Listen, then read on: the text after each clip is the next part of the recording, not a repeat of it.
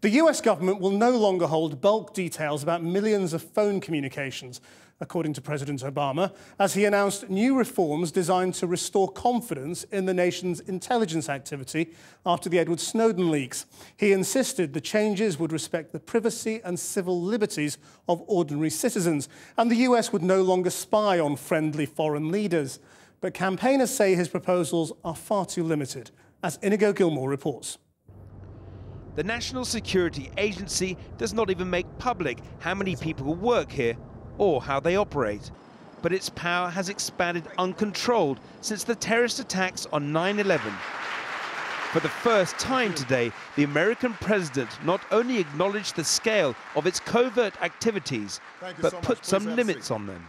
I believe critics are right to point out that without proper safeguards, this type of program could be used to yield more information about our private lives and open the door to more intrusive bulk collection programs in the future.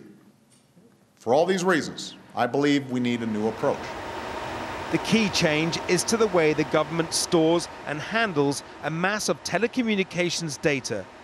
What's called metadata, such as the time and duration of a phone call, are stored in massive databases, which the NSA can currently delve into at will. President Obama said the government would no longer hold these databases, but didn't say who would. The president was more definitive about assuring allied foreign leaders that he would not spy on their communications. He was recently forced to apologize to German Chancellor Angela Merkel following revelations that the NSA was monitoring her phone calls. And the leaders of our close friends and allies deserve to know that if I want to know what they think about an issue, I'll pick up the phone and call them, rather than turning to surveillance. The man whose revelations shone a light on the NSA's Big Brother activities is now hiding in Russia. Edward Snowden was a former contractor for the NSA, and his disclosures have stirred angry protests in America, with accusations that these activities infringe on Americans' fundamental rights and freedom from government interference. For civil liberties groups, today's changes were never going to go far enough. But regardless of how the Obama administration spins this, Edward Snowden supporters will claim a victory of sorts. His disclosures have stirred an intense discussion in America about much cherished freedoms and prompted a president to act. All this from a man denounced as a pariah, a traitor, who some here still feel should face the death penalty.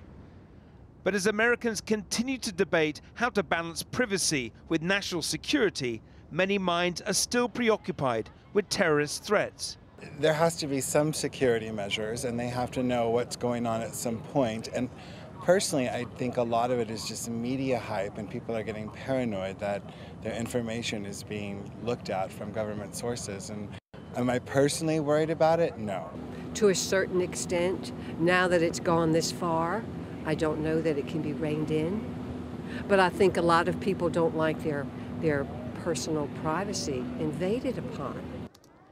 On the road to the White House, President Obama campaigned as a leader who would boldly trim back the excesses of America's surveillance state.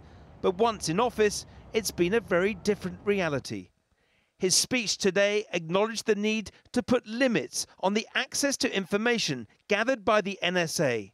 But in America and abroad, the mining of data on a massive scale will largely continue unchanged. Inigo Gilmore, Channel 4 News, Washington.